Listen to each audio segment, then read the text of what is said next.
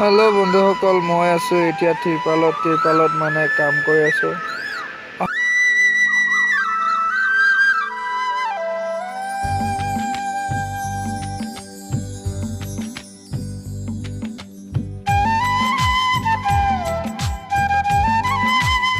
এয়া চাওক, আমাৰ ত্ৰিপাল মানে এতিয়া ফল্ডিং কৰি আছে।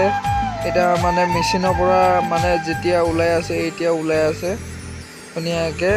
তাৰপিছত এইফালে দাদা বাইদেউ এইবিলাক চবে টানি ফল্ডিং মাৰি আছে। ময়ো টানি আছোঁ ধুনীয়াকৈ, ইহঁতক টানি দি আছোঁ। নিজৰে ভাল লাগে না, লগে ভাগে কাম কৰিলে নিজৰে ভাল লাগে।